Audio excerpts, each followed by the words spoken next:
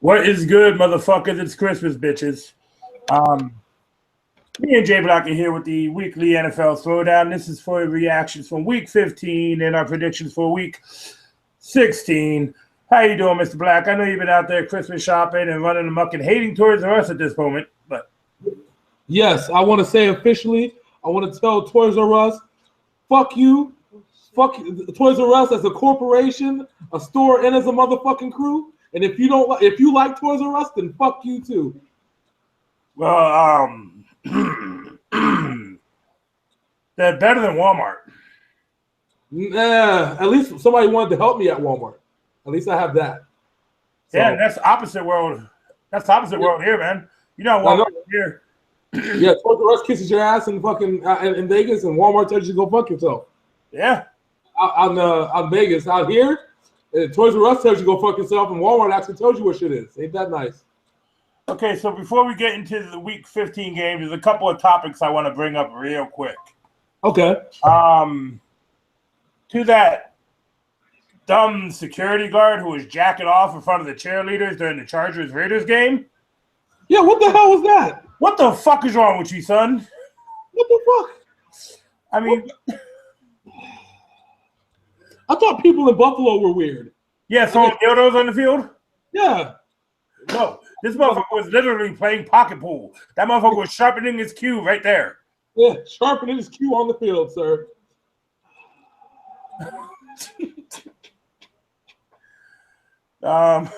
Yeah. Number two, I see all these Raiders and Cowboys fans talking about, oh, it's going to be a Raiders-Cowboys Super Bowl. There's two problems.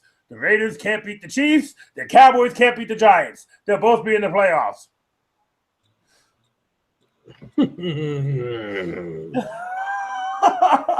Tell me, I never understand why people talk shit when the playoffs haven't even started. You know what happens when you talk shit when the playoffs don't start? You lose. Yes, sir.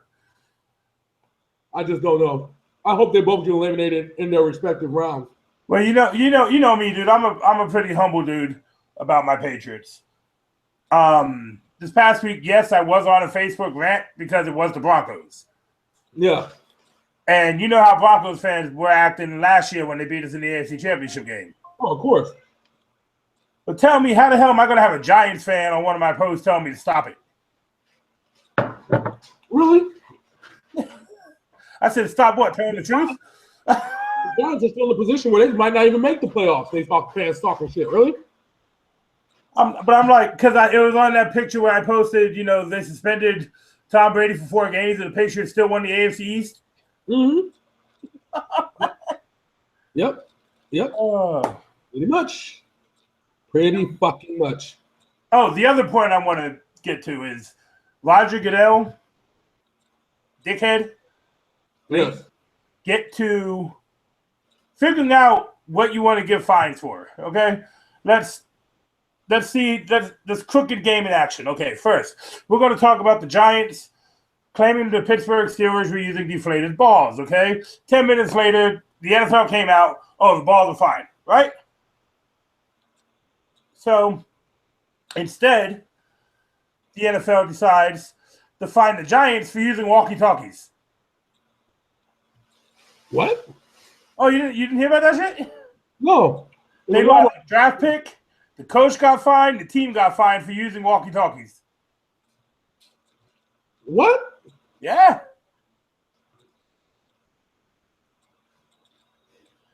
Oh, speaking of dumb shit. The other one is, why the fuck wasn't Ezekiel Elliott fined for jumping in the salvation pot? Oh, I have no idea. When just 2 weeks ago, the same Steelers, Bell and Antonio Brown did a weird handshake in the end zone, and both of them got $25,000 fines. Oh, so let me tell you. So now that we're talking about dumb shit, you saw the Panthers. Did you hear about the Panthers game? Which part of it? Where Cam Newton caught a helmet hit. Okay. If you're gonna say that that helmet hit to me was questionable because the guy was coming from the side, and he was already in the air when Cam decided to late slide, so that's kind of on Cam. Yeah, but we've seen players get ejected out of college games for the same shit. Oh, I know that. Unavoidable contact. But the funniest part about that is Cam Newton got the flag for tartan. So I'm just saying, like, if like I've seen people get caught, I've seen players get rejected. The NFL needs to figure out their shit. Let's just start there. NFL needs to figure out their shit. Don't get me wrong. I love the NFL. I love the product they put on every week. But that's the players. When it comes to the refs, management of the NFL itself, y'all motherfuckers don't know shit. Yeah, and it's starting to affect the games, and they wonder why people aren't watching the games, and they want to blame Colin Kaepernick and shit. Like, now, no. I want to bring up another stupid shit to you. And this is what we talk about. Remember, I was talking about the Broncos before we started the video and the stupid shit they be talking about after the Patriots game, which we'll get into more later. But the safety, what's his name? Is it Harris Jr.? Mm-hmm. On the play, Tom Brady missed Julian Edelman by about 3 yards, okay? Incomplete pass. Okay. Harris Jr. grabs Julian Edelman and slings him to the ground after the whistles. It starts flexing his muscles like he did something, and then argues about getting penalized. Dumbasses. All I'm going to say, I've said this many years in a row. Oh, how the mighty have fallen. Yeah, but remember I told you this was going to. We talked about this in Denver. I said quarterback player was going to be key, and the big question mark was the cheap quarterback play going to come back and bite Denver in the ass? Yeah, because if you watch that game, you see New England take off on Trevor Siemian. Oh yeah, of course. And now I guarantee you that because that they've pretty much given the blueprint on how to really take out Trevor Siemian out of his game, that the Broncos are going to end up 8-8 because their schedule, the way that the schedule is. Yeah, they got the Raiders and the Chiefs. Yep, two teams that they haven't beat yet this year. So y'all are fucked. Y'all are fucked. All right, enough with the bullshit. Let's get into the Week 15 matchups. We've already talked about the Seahawks dominating the Rams and the Dolphins killing Bryce Petty. We're going to start off with the Eagles in a 1-point nail-biter losing to the Baltimore Ravens. The Eagles look so good this weekend. I was very impressed by a couple people here. I was impressed by the running game. Ryan Matthews is back in form. Healthy Ryan Matthews is back. And we all know that healthy Ryan Matthews is a dangerous, dangerous man. Yeah, healthy Ryan Matthews has the ability to be a legit running back. Yeah. And the linebacker Hicks, very impressed with him. If you look at the stat sheet, it wasn't much impressive on the side that people would think is, but he had, and for a linebacker to have 3 tackles, 2 assists, and an interception from a linebacker is also, great. Great play that you can get. Zach Ertz also 6 catches, 80 yards. Had a hell of a game, but they weren't able to overcome the Ravens and what they were trying to do. Joe Flacco, 1630, 206. Pedestrian stats by Terrence West. Mike Wallace, some pedestrian stats. They shut down Mike Wallace, but they gave up the ghost with Steve Smith, 2 catches, 40 yards. Aiken had a touchdown.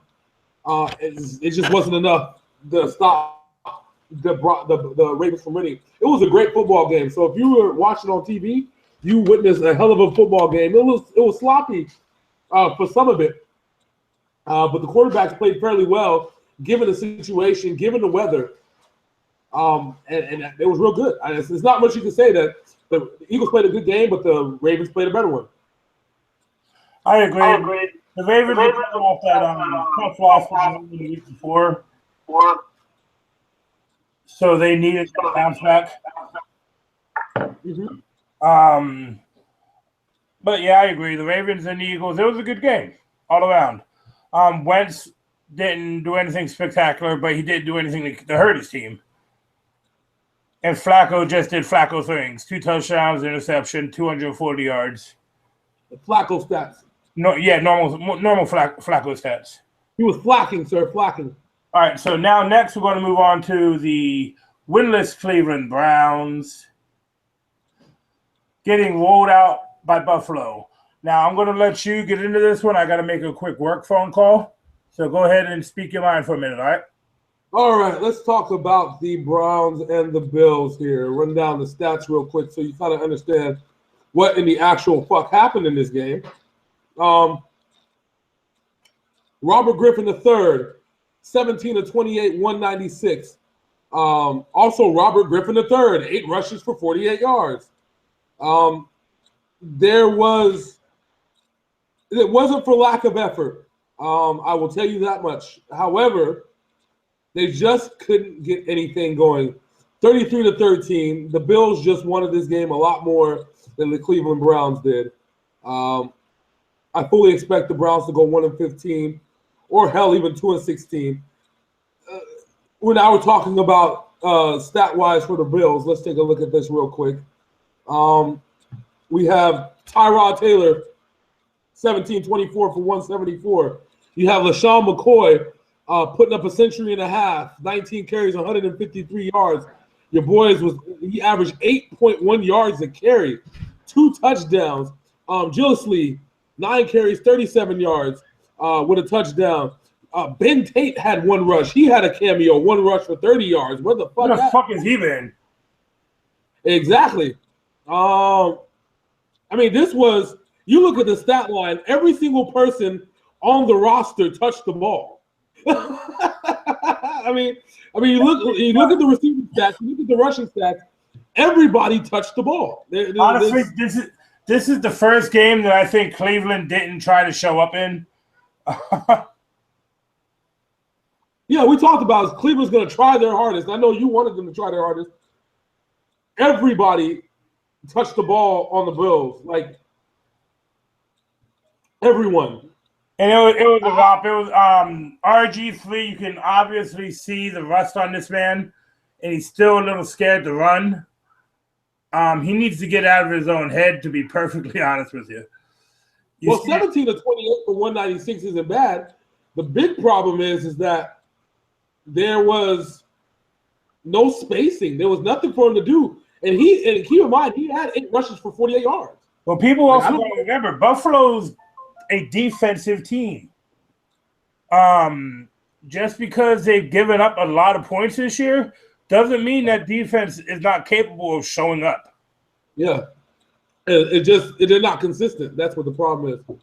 And I still hope Rex Ryan gets fired because I'm tired of hearing his bitch ass every week.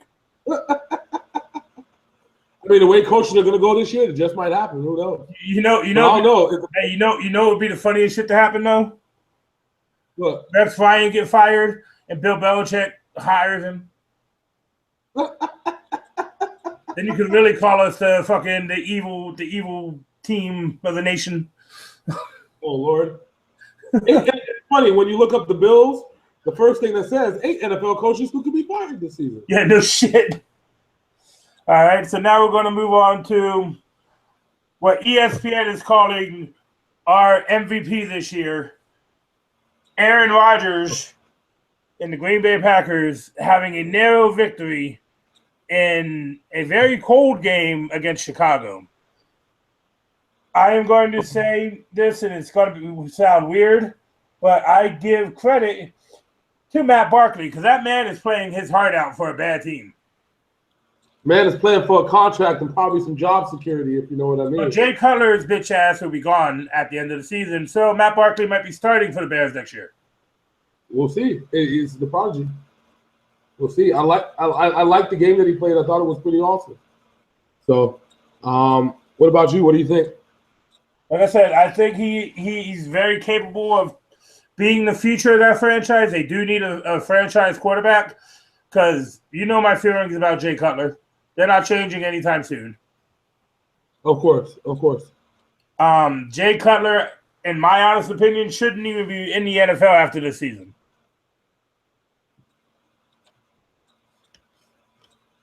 Oh, what happened? You cut out. Can you hear me? Huh? Oh, you cut out for a second. Okay. So I said Jay Cutler shouldn't be in the NFL after the season. Yeah, no. I don't think so. He'll probably be the quarterback in the 49ers next year, so I'm not going to curse him too bad for you. Yeah. I think he's done. It's a wrap. Like, I don't know, though. He might be in Denver.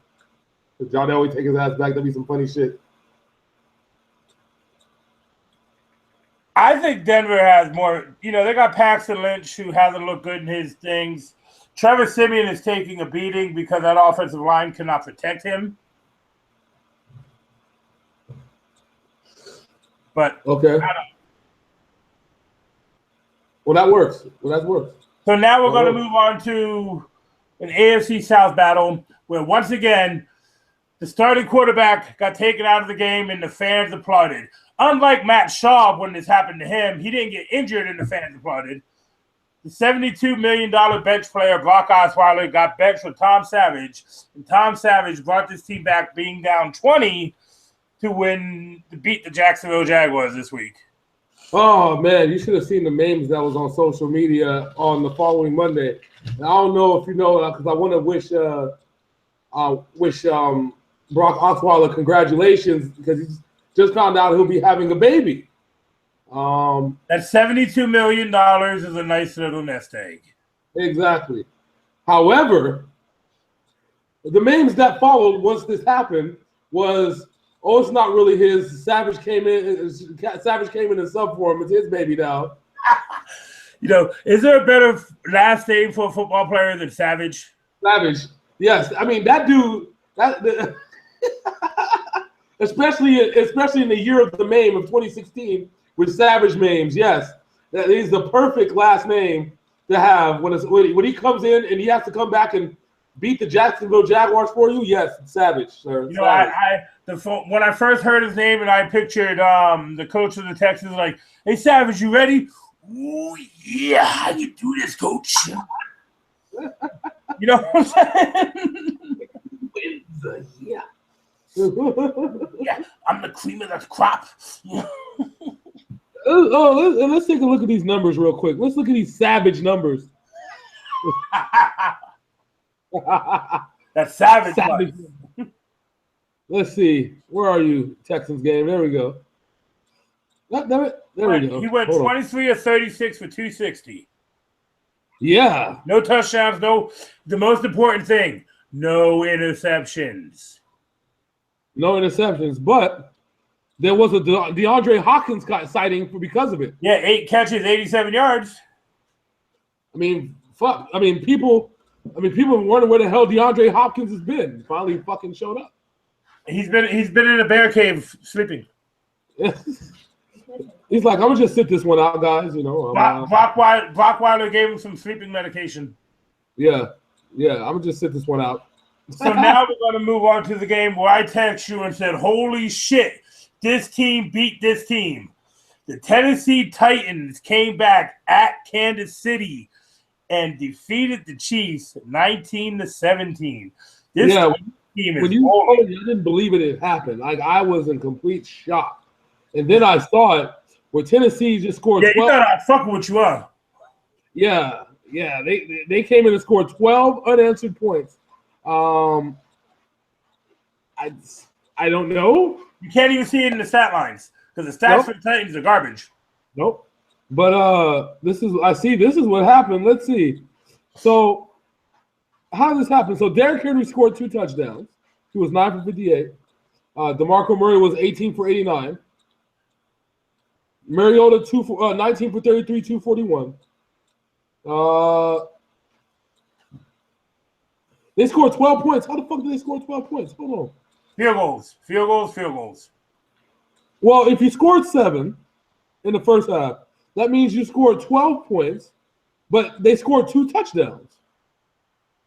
Hold on, I got you.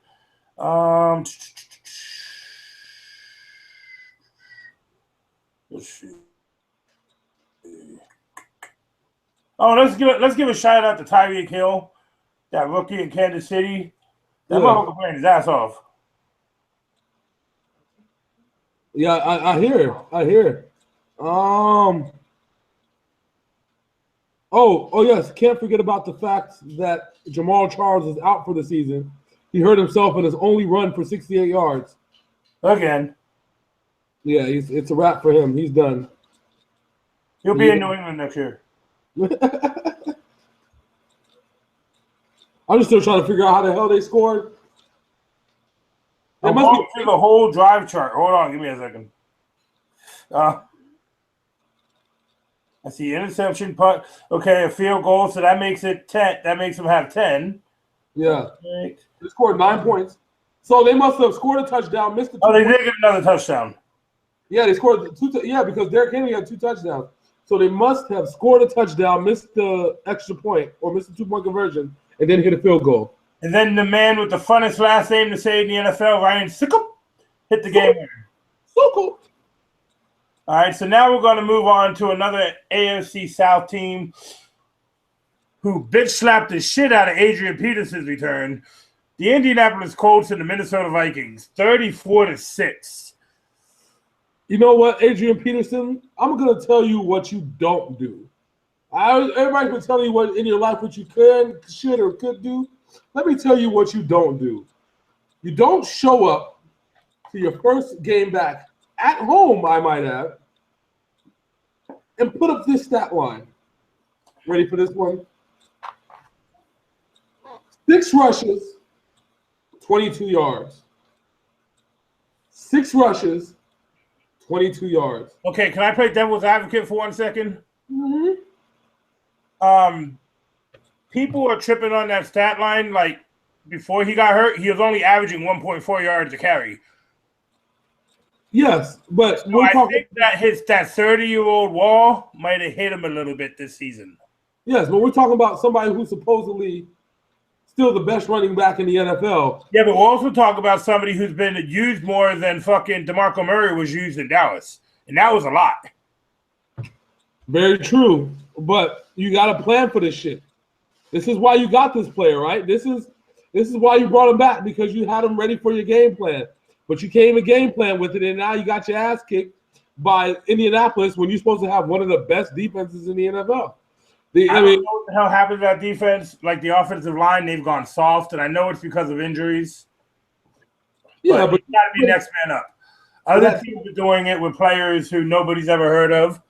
You know what I'm saying? That's the whole point. So you got to tell. That's why New England coaches are still employed, because it's the scheme that works, not necessarily the players. If you can get rid of your defensive coordinator is literally a rocket scientist. Well, when you get rid of your best defensive player and you're still one of the best defenses in the NFL, it tells you something. When we get to the Denver New England game, we'll talk about that defense. I'm just like, so Indianapolis put up 10 points, and then 17 points in the second quarter, and then just hit cruise control after that, because apparently Minnesota didn't even put up a fight. And that's because Minnesota has no offense. Well, whose problem is that? Honestly, Mike Zimmer, since he had eye surgery, I don't think he can read the playbook anymore, so I don't know what the fuck he's calling. Anyway, talking about great defenses, let's move on to the New York Giants shutting down the Detroit Lions this week. The Giants have given up 1 touchdown in the last 10 quarters of football. And those 2 teams that they played the last 2 weeks were the Cowboys and the Lions. Wow. Remember we talked about this, that this said it was going to be one of the most fun games of the week? Remember I told you to watch what you say, because last time you said that between the Giants and the Saints, nothing happened? Yes. This game, nothing happened? Yeah. Matt Stafford put up Matt Stafford numbers, but failed miserably. And Odell Beckham Jr. took, what did I say last week? He was going to take a 60-yard slant pass to the house for a touchdown. What did he do? 60-yard slant pass to the house for a touchdown. Nobody can tackle Odell Beckham. Nope. The only person who's been successful at tackling him this year is the kicking net. I don't know. There was a Dominique Rogers Cromartie sighting. He had an interception. That Giants defense, even without Jason Pierre-Paul, is dominant. Yeah, which is scary, bro. Scary. And you know me, I hate it when this happens, because when this shit happens with the Giants, they usually end up in the Super Bowl against the Patriots.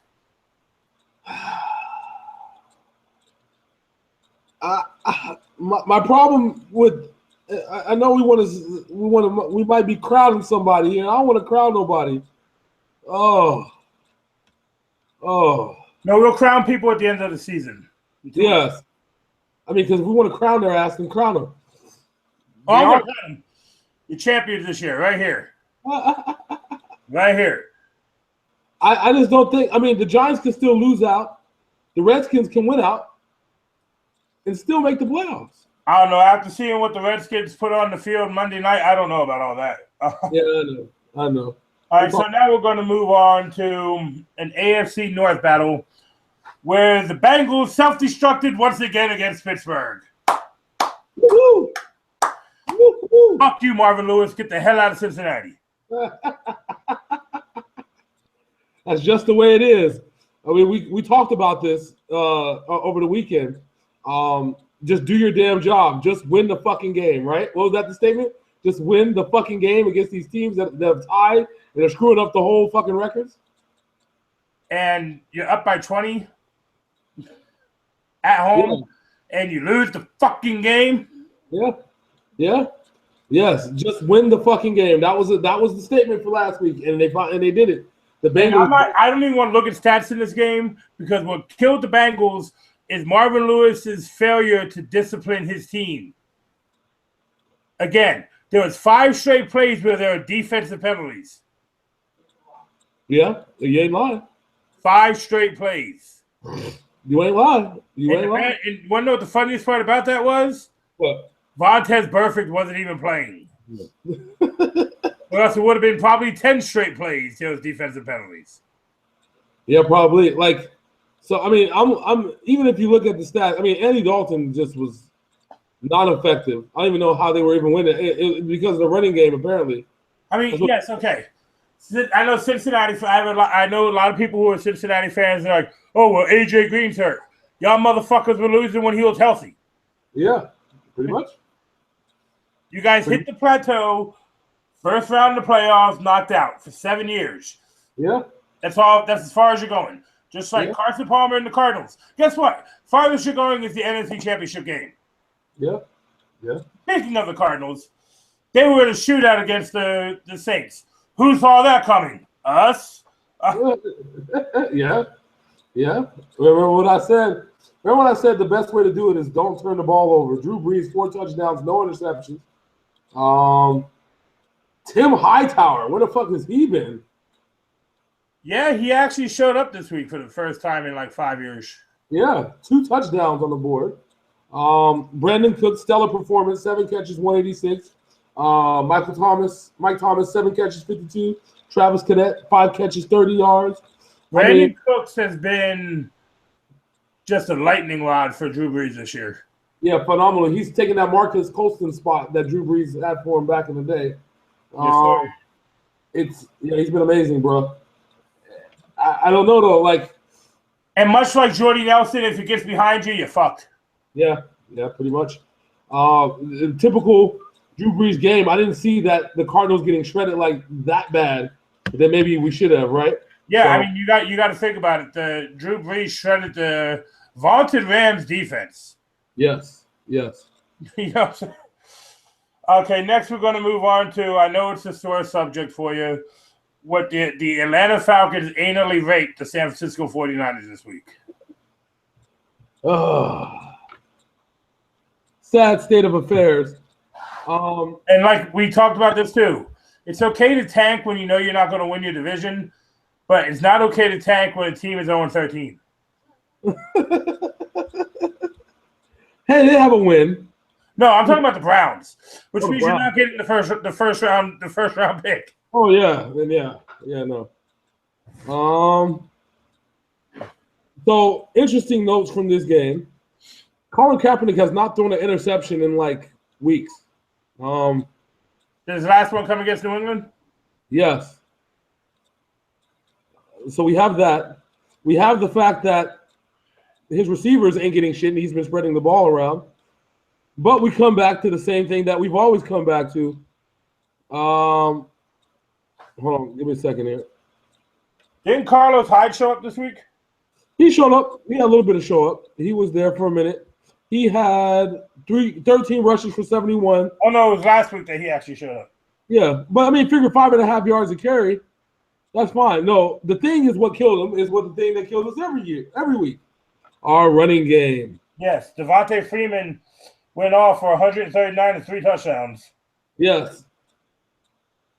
And Coleman, 14 rushes, 58.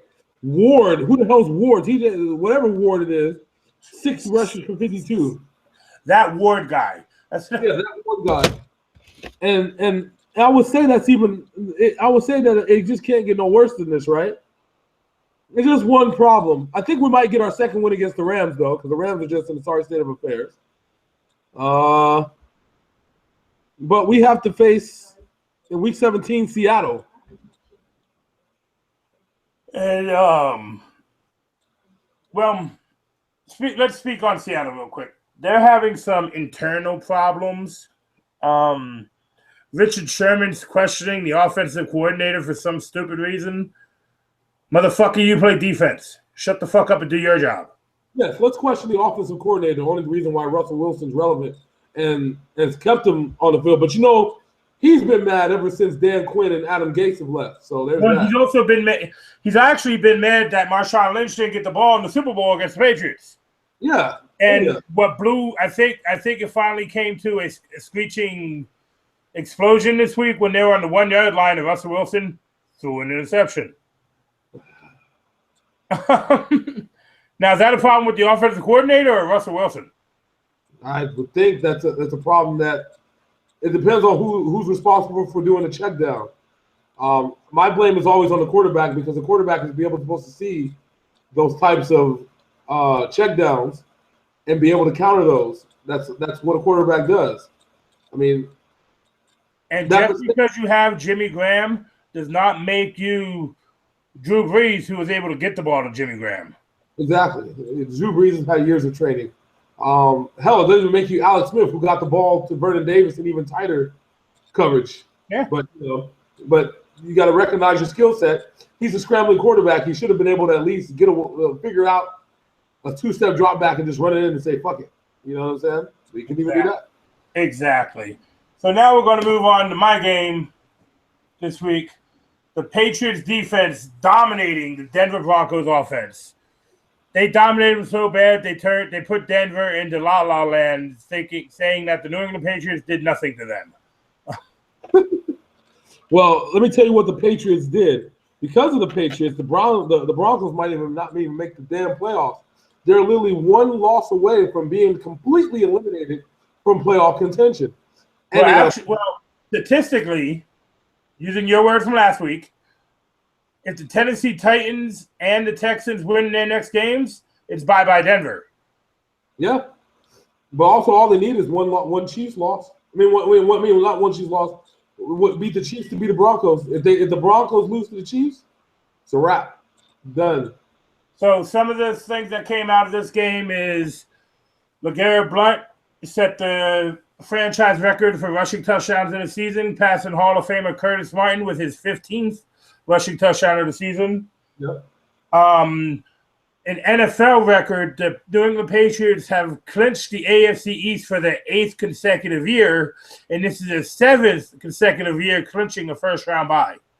And you wonder why Roger Goodell is salty. Just saying. And Tom Brady continues to raise his all-time wins record. Yeah, still cementing his legacy as one of the greatest of all time, if not the GOAT, when it comes to it. More playoff wins than any quarterback right now.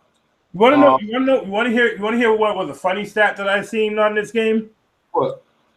This year's playoffs, the first game for the Patriots, will be Tom Brady's 34th playoff game.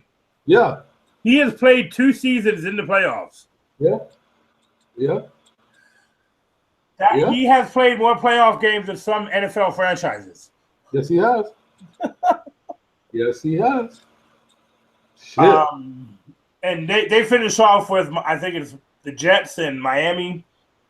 So they could be looking at a 14-2 record. Okay. By the end of the season. Yeah. I don't see I don't see how anybody's going to be able to stop them. I just don't see it. Because I don't think they're going to do what they did last year, and plus we didn't have the injuries like we did last year. Bringing back Skarnecki as the offensive line coach was a stroke move of genius for Bill Belichick to convince him to come out of retirement. Yeah.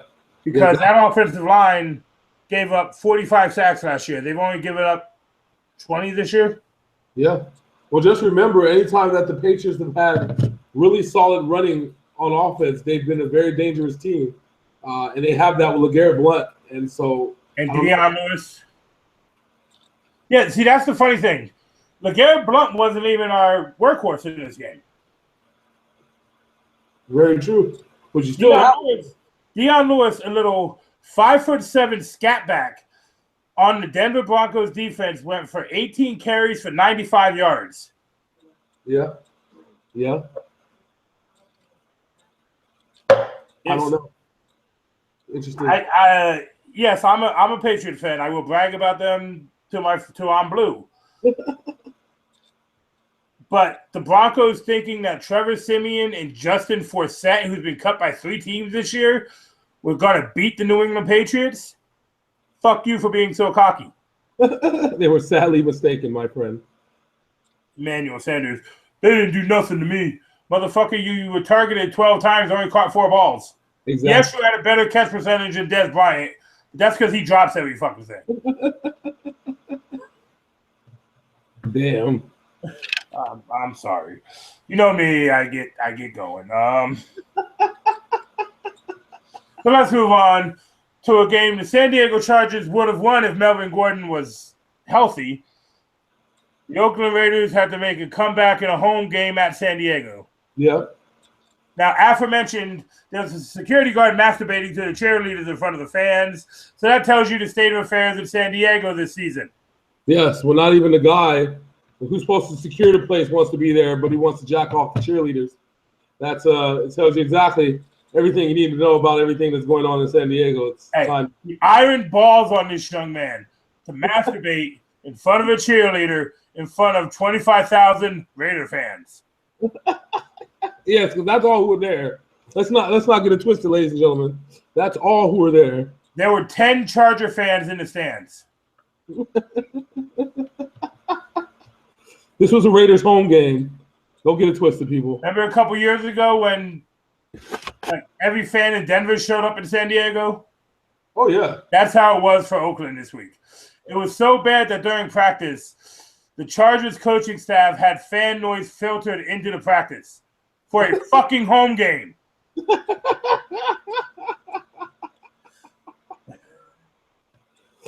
So bad. So bad. The Raiders won that game, and they take over first place in the AFC West with the aforementioned Kansas City Chiefs losing to the Titans.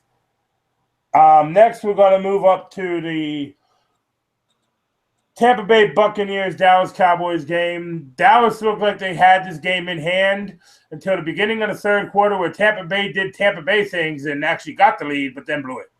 Yep, that's the way Tampa goes. That's the way Tampa goes.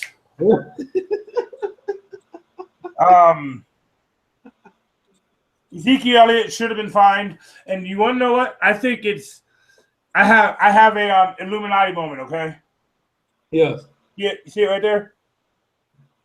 Yes, I see it, sir. The reason the NFL did not fine Ezekiel Elliott for jumping into the Salvation Army bucket is because right after the game, Ezekiel Elliott said, okay, whatever they fine me, I'll donate double to the Salvation Army. The NFL don't want to give no money to the Salvation Army. They're not going to fine him. Illuminati. Whoa. Yeah, so which it could be true in this sense. I've noticed that the punishment has been slow for anybody that wants to donate money to somebody. Because I remember when somebody said they were going to pay some fines for one person and then nobody got fined. Yes.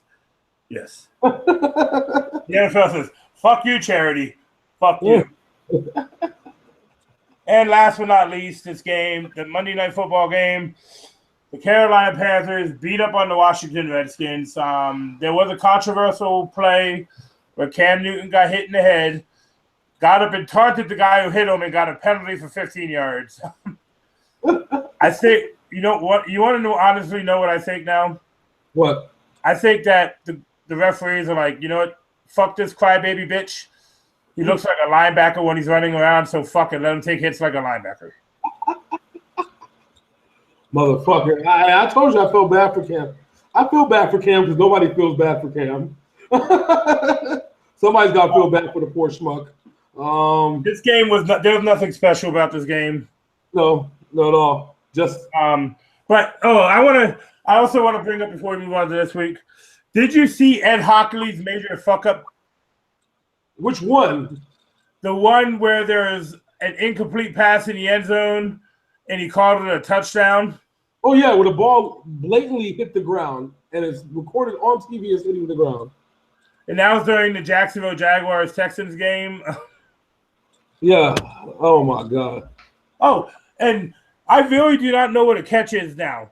Did you see the ball that Odell Beckham had bounced to him and they called it a catch? Yeah, that's what I said. It literally hit the other picture. No, that was Ed Hockley. Oh, that was Ed Hockley. No, Ed Hockley was the the Jaguars-Texans game where the dude on the Texans, the ball hit him in the shoulder pad and like bounced 10 yards away from him. Yeah.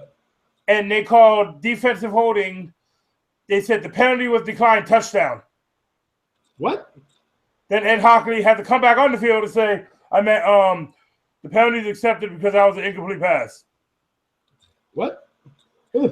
Ed Hockley, get out of the gym and start studying the rules. What?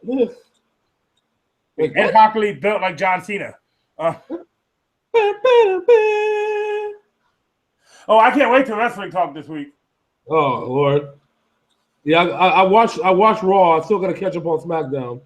Well, I sent you the question of why did Mojo Rawley punch off Kurt Hawkins' face? Because Phil, reasons. Okay.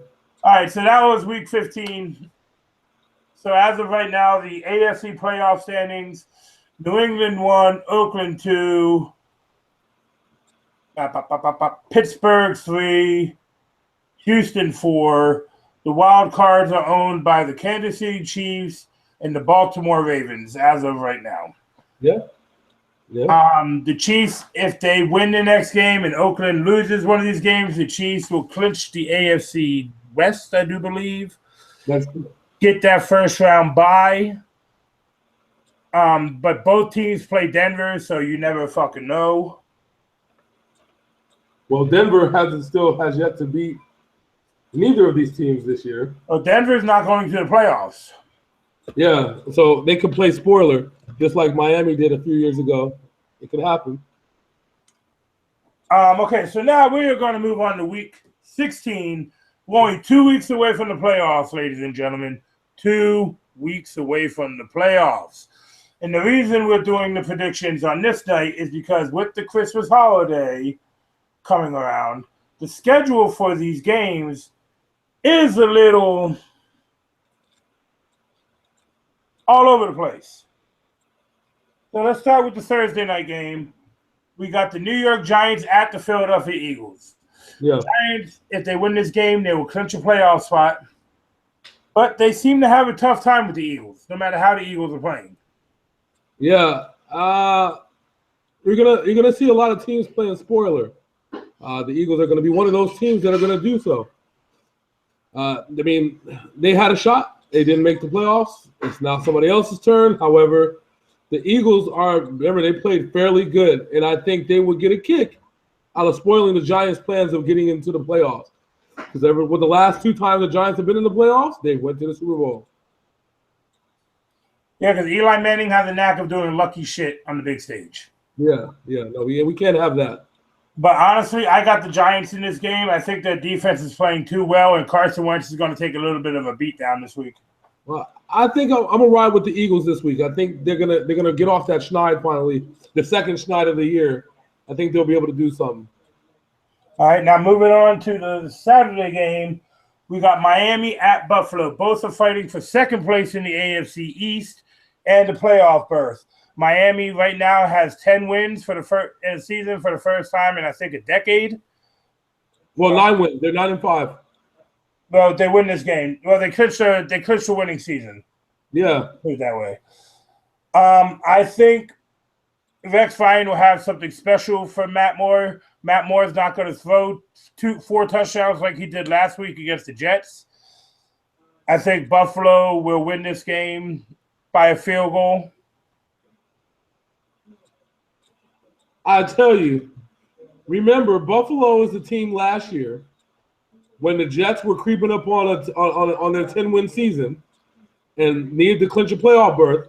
Remember the Jets' last 2 opponents last year were Buffalo and Miami, right? Yep, and Ryan Fitzpatrick threw 6 interceptions against the Buffalo Bills. Yes. I think we're coming up on that kind of scenario again where the Bills love to play spoiler to teams that shouldn't make the playoffs. And the reality is I think Rex Ryan needs to come up with a winning season in order for him to keep his job. So, respectively, Buffalo is still fighting for a playoff spot. Oh, yeah. There's a very slim outside chance, depending on what happens in the AFC North and the AFC South. Very, very slim outside chance. Oh, yes, and the AFC West. Buffalo's South's only getting 1 team. Yeah. No, they need a lot of help. But they're still fighting for it. Yeah. So I got Buffalo winning this one. Who you got? I'll take Buffalo. I think the lack of Ryan Tannehill is going to really, really hurt this team really bad. All right. Next, we are going to move on to the NFC South, where the Atlanta Falcons are trying to clinch their division. And once again, we're turned into be Atlanta dominating the season to looking like who really knows if they want the division or not. You got the Falcons at the Carolina Panthers. And every time these two teams play each other, it's always been a beef sort of game. We've gone past being competitive. These 2 teams don't like each other. Let's just call it for what it is. Let's call it spade a spade. These 2 teams do not like each other. Every time they played each other, the games have come down to the wire in recent years, especially last year's barn burner. I personally have Carolina to come play spoiler to the Falcons this week. Main reason why I'm looking at that is because they're not going to be able to duplicate that rushing performance that they had against Carolina. Remember, Carolina's weakness is the pass, not the run. Yeah, without Julio Jones, yes. Matty Meltdown has a lot of weapons around him. But I am actually going to have to go with Carolina this week. They're not having a good season, but they are ruffling some feathers late in the season. Yeah, well, I believe that this whole thing, I mean, we're at the Panthers are 6-8. They need 2 games. Just imagine we have the Falcons are 9-5. I think that's what it is, right? 9-5. So the Panthers are actually playing for they're playing for bragging rights. They're not mathematically out of the playoffs, but there's not it's going to take a shitload of help for them to get in. I'm talking about some the Packers going 8-8, Buccaneers going 8-8. I mean, the Redskins just tanking. The Giants, the Redskins tanking the rest of the season. That's literally what it would take for them to get in. I don't think, but I think the Panthers they need this win just to say that they're bragging rights, because next week they got the Bucs and they can spoil the Bucs' plans for the playoffs too. So I think the Bucs spoiled their own losing to Dallas last week. Yeah, well, they're 8-6 now. They're pretty much in charge of their own destiny. If they win out, they're in. All right, so now we're going to move on to a team you just mentioned. We got the Redskins at the Bears. The Bears look like a different team with the young quarterback at the helm. Yeah. John Fox. You like that? That's fucked up the last few weeks. Yeah, John Fox is confident in his quarterback. That's what I was going to say. He believes in Matt Barkley. which is something that believing in a Bears quarterback has been really hard to do over the years, hasn't it? Like so we got to look at. I look at that and I think to myself, just maybe, just maybe you might just have ourselves a heck of a season, like a heck of a game. I mean, neither team does anything impressively defensive wise that'll make you say, this is gonna be a barn burner. But it might be in a very, very cold Soldier Field. So, what about you? What do you think? I am going to have to go with Washington.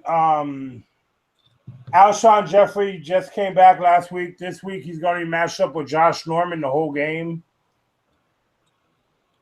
So that is basically going to eliminate Jeffrey from this. So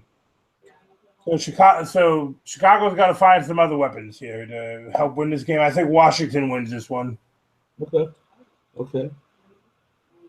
So now we're moving on to, will Cleveland get their first win this week? Negative. Fans don't have to travel for it to be a home game at San Diego.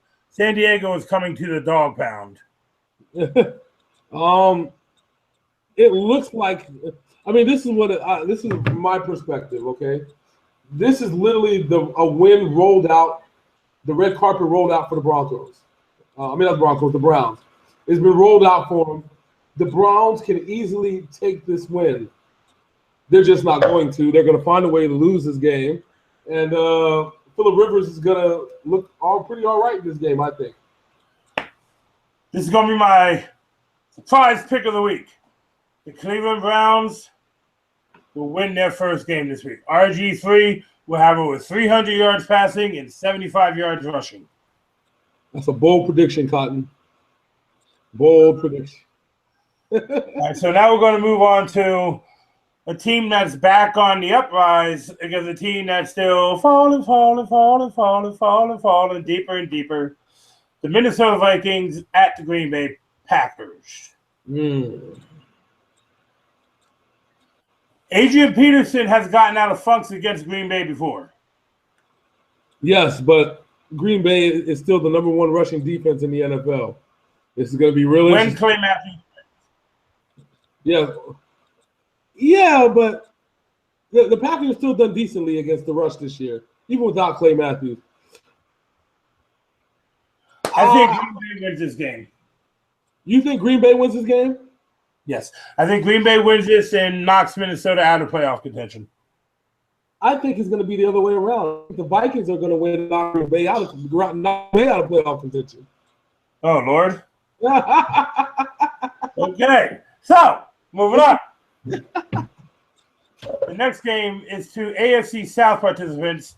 One, the Miracle Kids, the Tennessee Titans, taking on another team who fired their coach for no fucking reason with 2 games left in the season. It ain't like you're fighting for the playoffs, dickheads.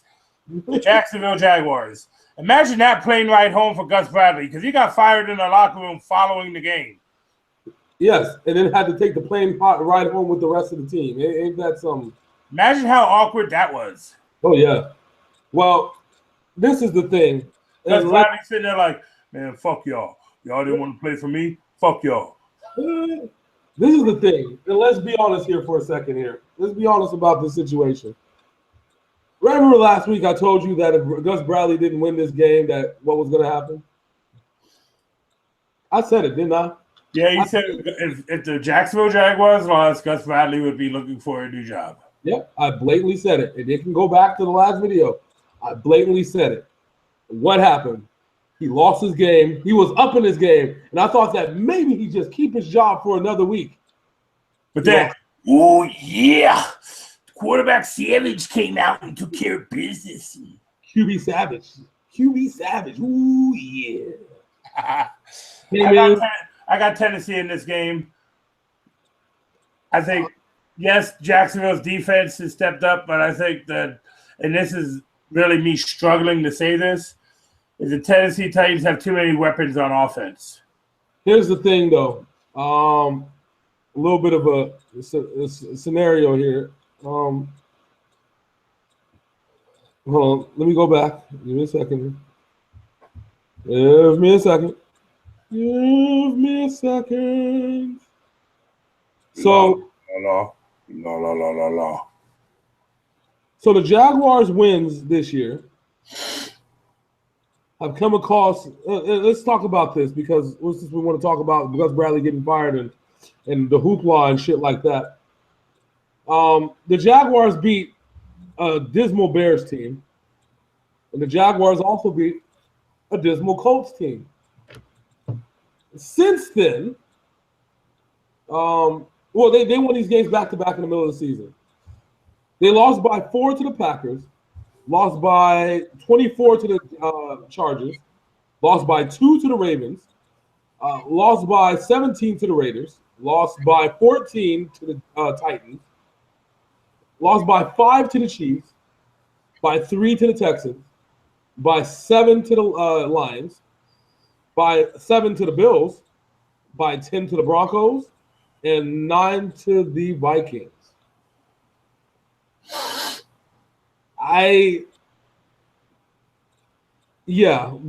Bradley should have been fired a long time ago. But you see, okay, they just should have let him go the next 2 weeks. They're gonna pay the motherfucker anyway. Yeah, but you have an owner who wants to please all of his football fans because they're the only reason why people still come to fucking Jaguars games and why the Jaguars are even able to remotely fill that stadium. You know we can't get Jaguars games out here anymore because they can't even sell half their tickets. Yeah, I know. Like by standing out here in Florida, they're supposed to show Jaguars and Bucks games, and we can't get the Jaguars games because they don't even sell half the tickets. Attendance is shitty. There's not Blake Bortles. I believe that he's continued his interception streak, if I'm not mistaken. Yeah, he did. He did. He threw a pick, right? Yep. Yep. He continues the interception streak. That is that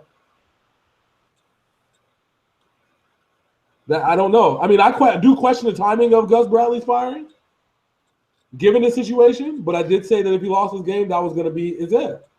All right. So now what this sets up is, if Tennessee wins this game, Week 17, the Houston Texans at the Tennessee Titans could be for the division crown. That's if Macho Man Tom Savage can pull out a win. Yeah, if he wins this week, then Tennessee, Houston will be for the AFC South. Do you think you were saying that at the beginning of the season? Oh, hell no. Although no, I think we were talking about Texans Colts. That was the thing. Yeah. And remember, I did call the Titans my sleeper team of the season. Yeah, that's true. That is true. I don't know. It's going to be real interesting in these next 2 weeks. What happens? Next, we're going to be heading into what is the most obvious trap game on the schedule this week. The Indianapolis Colts traveling to Oakland. Indianapolis Colts can beat this team. Oh, yeah. The thing is here with the Raiders, and my biggest problem with the Raiders is that they still lack consistency on defense. They're a top-flight offensive team. They're not a very good defensive team. We've seen that what happens if they get into shootouts. Sometimes they might not even be able to keep up. Well, yeah, and that's what Kansas City did to them twice this year. And then the Falcons do that to them too earlier this year, if I remember correctly. Yeah, because remember that was everybody saying the same old Raiders after the Falcons walked all over them. Yep. And that's the thing. They're not really good defensively. That's a recipe for disaster if you come across the wrong team. If you come across a team like the Patriots in the playoffs, you come across a team, like Tennessee in the playoffs, who have different ways of beating you. I mean, they can beat you with the run all day, but they'll give them the option to be able to pass it on you. Like, fuck. Yeah, and that's because Tennessee has one of the top tight ends in the NFL. Yeah, exactly. I mean, do you know what's going to happen? I mean, you think about this. What's going to happen if the Dolphins sneak into the playoffs and Matt Moore actually puts up some decent showings? What's going to happen when they got to play Roethlisberger? You know, that's going to be you're walking a very, very slim, very dangerous path, my friend. And if they don't find a way to shore it up by playoff time, they're going to be a one and done.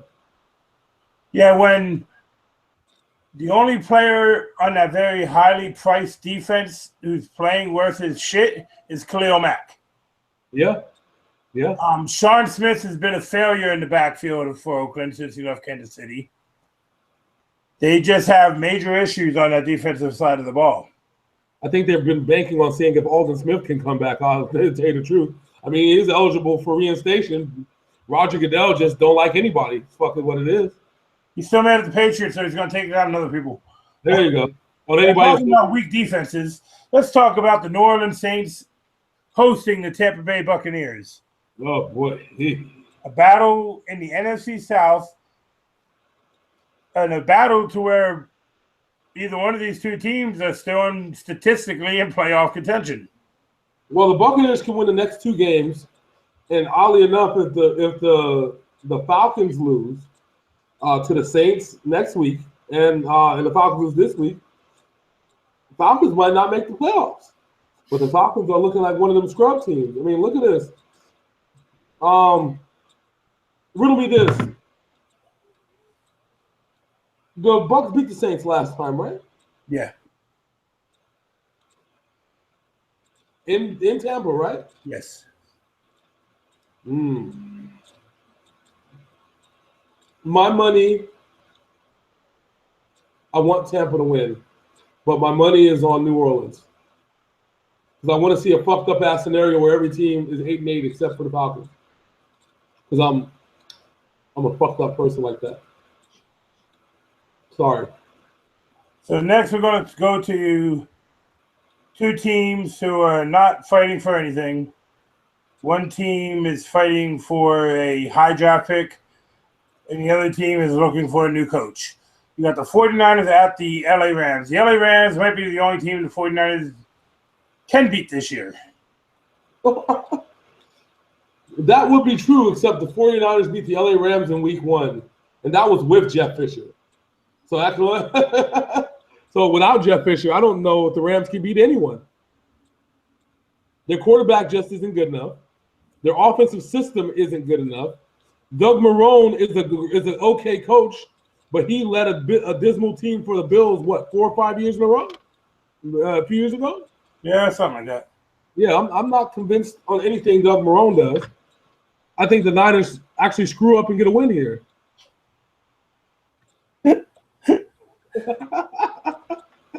And I second that screw-up notion. Yeah. Because all the Niners win their second game of the season and completely take themselves out of the number one pick talks. We can't do anything right, even tank. Speaking of tanking, let's move on to the next game, which is the Arizona Cardinals at the Seattle Seahawks. Arizona spent a lot of money on that defense. And yeah. Remember what I told you. Two things I told you. Don't turn the ball over, you could beat Arizona. That was the first thing I told you. And what was the second thing I told you, Phil? Carson Palmer's not beating anybody. Well, that was the other thing. But, that was number 3. So, number 2, I told you that. Stop Doug Johnson, the running back for the Cardinals, from going off, you can beat the team. That's not what the one thing I told you is that the first thing I told you, of course, is you can not turn the ball over, you can beat the Cardinals. The second thing is that since the Patriots have provided the blueprint to beat the Arizona Cardinals, the Cardinals weren't going to be good this year. I was trying to keep the Patriots out of my mouth, okay? But the same blueprint, don't turn the ball over, don't turn the ball over, don't turn the ball over, please don't turn the ball over, has worked. You know, I actually skipped the game, and you're going to laugh because of the game that I skipped. Was it a Cleveland game? No, we talked about Cleveland. Oh, you did? Oh, yeah. A broken Bryce Petty making the start at New England. That tells you everything that you need to know, that a broken Bryce Petty is more effective than a healthy Ryan Fitzpatrick. And you wonder why I skipped this game? Why? Because it shouldn't be a game at all. Like I said, it tells you everything you need to know about the Jets when a broken Bryce Petty is better than a healthy Ryan Fitzpatrick. That tells you everything. You don't even need to watch this game, people. It's not on TV, so nobody will watch it. It's gonna get ugly. It's gonna get ugly real fast. All right, so now we got hopefully the Marvin Lewis-less Bengals at the end of the season going at Houston. I think the Bengals beat this team this week. Yeah, I think they shock them. And I think that happening, Tennessee's going to win the AFC South. Which would be the scariest turn of events in the history of the AFC South. I even think that the Tennessee Titans have been relevant since the AFC South was formed as a division. Well, it's a far cry from me, and I think you said it too, when we both said the Jacksonville Jaguars are going to win the AFC South this year. Yeah, we did talk about that. We did talk about that. Because we said that Cincinnati in this game. And then we remember when we said the Jaguars had the best offense in the entire division. Remember those times? Yeah. Those were the weird old days. 15 weeks in and we say go fuck our pigs. Even we make mistakes. That's right. It happened. It happened. All right, so next we are going to move to Baltimore at Pittsburgh, the bloodbath of the NFC North. If Baltimore wins, then it'll come down to Week 17 games between Baltimore and Cincinnati and Cleveland at Pittsburgh to see who will get that AFC North title. Can you just imagine that that Pittsburgh loses this game? Then it comes down to the division title, and both Ohio teams pay spoiler and beat both of them and throw the whole division into confusion. You know how shit out of luck Pittsburgh would be if they lost to the fucking Browns? How funny it would be. Oh yes, and this is actually what I think is going to happen. I think this is why the Browns have been waiting for this moment. I got Baltimore in this game, even though it's at Pittsburgh. I want to see chaos happen. Yeah, you know me, chaos and anarchy is my two favorite words. Chaos is my religion, my friend. Next, we're going to move on to Denver at Kansas City. At this point, Denver is basically trying to play spoiler. Kansas City is trying to get back a first-round bye. Yes, I mean, Kansas City. I picked Indianapolis over Oakland, so I'm going to go with Kansas City over Denver this week because I want Oakland to play in the first round and lose just so I can point and laugh at their fans. Look at them and laugh. Kansas City has Denver's number. It's just what it is. I think that's where we're at right now. So, Kansas City all day long. And that is our Christmas Day night game, the Denver-Kansas City game. And now, the final game of the week is between the Detroit Lions, who are trying to win their division, taking on the Dallas Cowboys, who have already clinched their division and the first round. But no, they haven't clinched their division yet. My bad. They've clinched the playoff spot. Because technically, the Giants can still win that division if the Cowboys lose out and the Giants win out. True. I think Detroit bounces back. You think so? I think this is the week that we see some Tony Romo. Just in case. That's a bold prediction.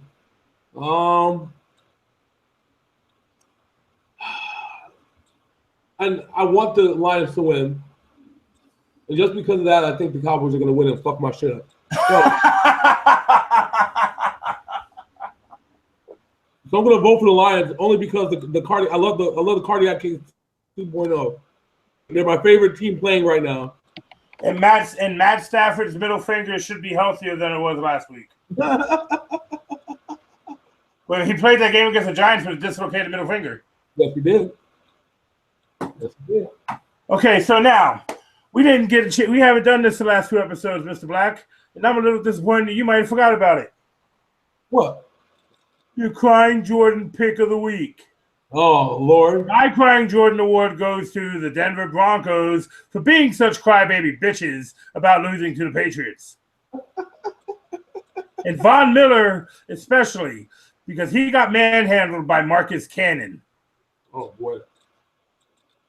All right, so then my Crying Jordan Award is going to go to Gus Bradley. You had one job, sir. You had one job, was just win the fucking game. You were up. You had Brock Osweiler looking like a little bitch. And Tom the Macho Man Savage comes off the bench and shreds your whole fucking team. Oh, yeah. You deserve to get fired. You deserve to go fuck yourself. All right, Mr. Black, it is time for me to go to sleep. I got to wake up in 5 hours to go to work. It's funny. Me and you have that in common. Yeah, exactly. So any last words to our viewing public? Well, two last words. The first last word is that I want to wish everybody a Merry Christmas. The reason why we did this so early is because since the game started on Saturday, we can't do our standard report like we normally would do Sunday morning. So I want to wish everybody a Merry Christmas, Happy Holidays. Whatever holiday you celebrate, fuck it. I'll even steal the Virgin Mobile jingle, Christmas Hana Kwanzaa. No, fuck that political correctness shit. It is Merry fucking Christmas. Well, Merry Christmas to all my Christmas people. Happy Hanukkah. The Hanukkah. You're lucky I can't reach through this computer screen and slap the PC out of you, okay? We gotta wish Happy Hanukkah to the Hanukkah people, Phil. The Hanukkahs need love too. You know who else needs love but's not getting it this year? Who? The Gingers. The only Ginger who gets love is Brian Scalabrine. That's because he's the GOAT, Phil. He's the GOAT. Now, what was the second thing you wanted to say? Well, the second thing is what I always say when we do this video, sir. If you take this finger, and you point it down. You see that little button that says subscribe. It's this color. It is this color. It is this color. This color. That's right. It's red, fuckers. Red and white. All right. Subscribe to the damn video. Watch us every week. Watch us cause and create chaos like we're supposed to do, like we normally do. Okay? Do it. Do it now. Do it now. But matter of fact, give me your keyboard. I'll fucking do it for you. All right. And in closing, I would like to say, have a Merry Christmas, everybody. If you don't celebrate Christmas, then go pray to whatever fucking thing you pray to and enjoy whatever fucking holiday that is. You will not get a happy holidays from me, okay? You get a Merry fucking Christmas. Because like the video title says, it's Christmas, bitches. But I have been your boy, Big Sin. That is the big homie, Hollywood J-Blaq. It's been a pleasure as always, sir. Love talking to NFL shit with you. And we will be back Friday night. The night before Christmas Eve. With our wrestling talk. Which is going to get real interesting. Yes, because I binge watched 6 straight episodes of Lucha Underground today. Oh, yes. Oh, yes. Yeah, so... And I'm also hoping that we can do either a Christmas Eve video, just a straight talk video like we did for Thanksgiving. Yeah, we can do that. And I know you said on Sunday you want to do a live stream of Madden, me against you for the first time live for the people of YouTube. Exactly. Let's do it. And I'm going to whisper this to the people of YouTube, so cover your ears, Mr. Black. Last time we played Madden, I got in this motherfucker's ass. You know what? Fuck you. Anyway, I'm Big Sin. That's J-Blaq. We are out this bitch. Peace. Peace.